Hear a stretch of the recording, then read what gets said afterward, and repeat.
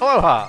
Welcome to part 3 of Mega Man 4, and I'm still going through Junkman stage, which seems like the grinder from Attack of the Clones in Star Wars 2. Well, they didn't have any big crushing devices. Well, not too much anyway. But I always said that that scene was a lot like a video game because of how useless it was and how conveyor belt-ish it was, you know. But I'm not going to be talking about Star Wars Episode 2, which I despise with a passion. I don't even hate 1 and 3, I just hate 2 so much. But the gist of those grinding, crushing segments, just keep shooting, make sure you don't get yourself stuck, because if you get crushed, you're instant death, and, you know, just be careful. A lot of Metools in this place don't die in one hit, they'll actually spin around and keep shooting pellets one by one, slowly. So you gotta watch which Metool you think you're fighting. You might be fighting the weak one, or you might be fighting the very strong one. You gotta be really careful. Anyway, let's take out Dustman.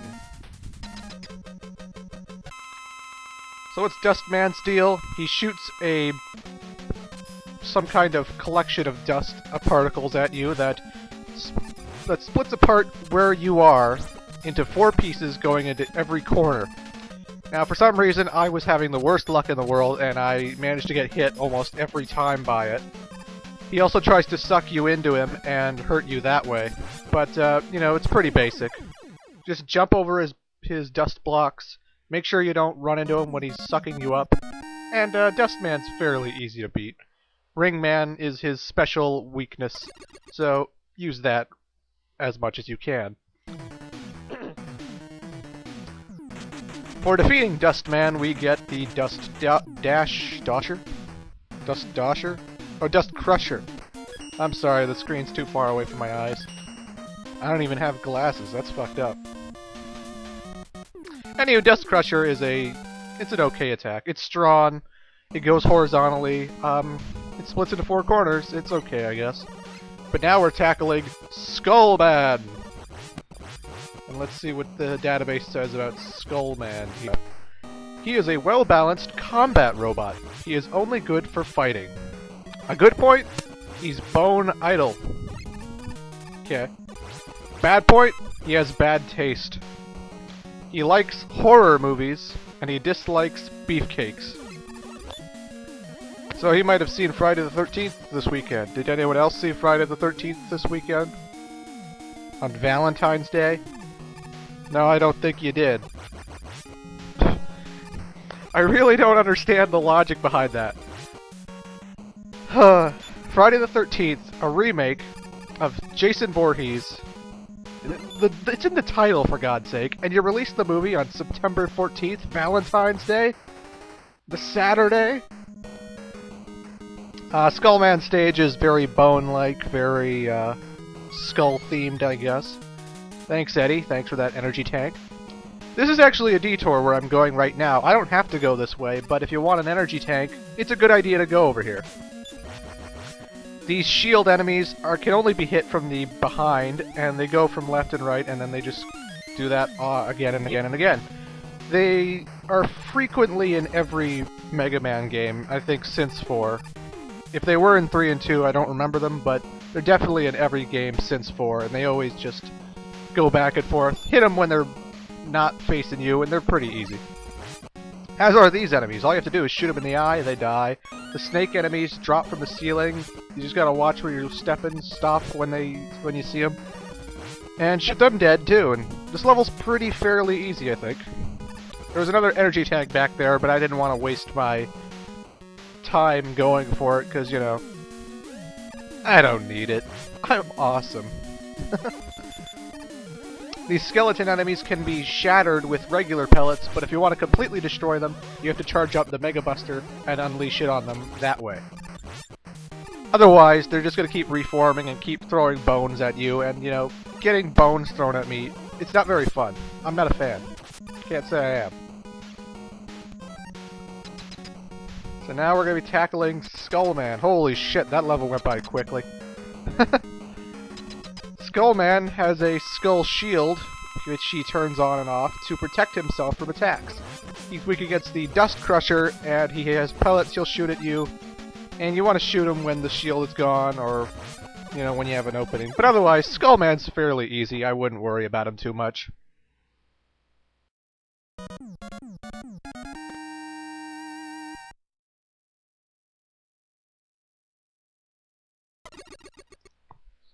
But by defeating Skullman, we get the Skull Shield, which is kind of like Wood Shield was in Mega Man 2, except slightly more useful because you could actually walk with it, or Skull Barrier, whatever.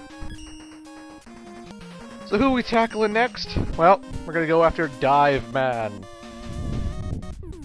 And yes, he does look like a submarine. It is a stupid design for a robot. I'm not complaining though. Dive Man is a robot that has the ability of a submarine. His dive missile is an amphibian homing missile. Could have fooled me. A good point, he has a keen ear.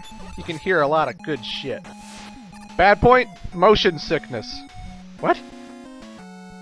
Why would you make a robot who is a submarine and he has motion sickness? That seems like the biggest fatal design flaw in my life. He likes coral reels, and he dislikes Pirate Man.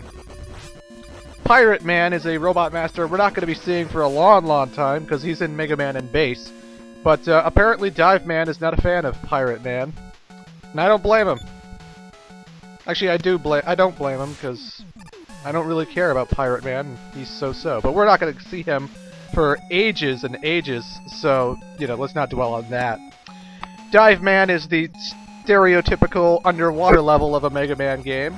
Of course, when you're underwater, the buoyancy is different, so you could jump a lot higher than you normally would. And because this game loves spikes, they're everywhere at every corner. You gotta watch where you walk, you gotta watch where you land. Do not fall in the spikes. There's a lot of robotic stingrays you can shoot in 2 hits. And these giant whales that love to shoot giant, fast-ass missiles at you. Now this looks like a bottomless pit, and you might be fooled by it, but no, it's not a bottomless pit. When you cross the second whale, jump down the bottomless pit, because it's not a bottomless pit at all. You just gotta dodge all these spikes though, because one hit and you're dead, obviously. And booyah! We got ourselves a new accessory! It's the wire. I would love to show off the wire in this level, but unfortunately I can't use it underwater. So when you get the ability, you can't even like test it out to see what it does. So a lot of times what happens is I'll get it and then I'll completely forget that I got it. And that's exactly what happened. I didn't use it until Cossack's castle later. So I'm just going to tell you that wire is basically it's like a grappling hook, much like Batman has, you know, you shoot it up into the ceiling and it lifts you to the ceiling so you can, you know, reach places you normally wouldn't.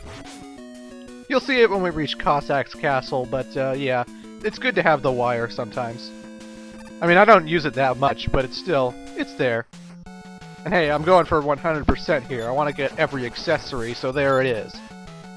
There it is in case you were, you know, curious as hell.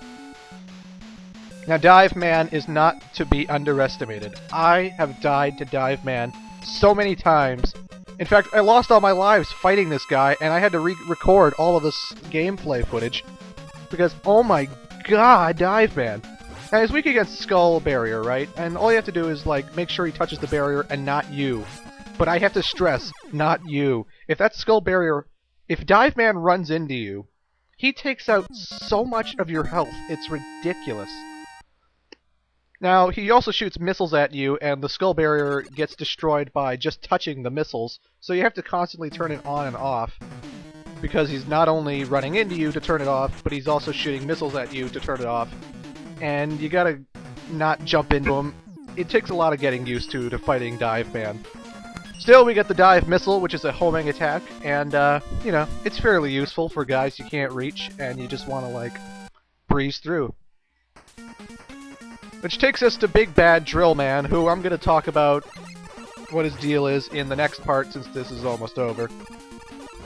Nevertheless, we're almost at Dr. Cossack. Crazy quick, I know. And I'm looking forward to it. Yeah. I got nothing to say, so I'm done. See you in part 4.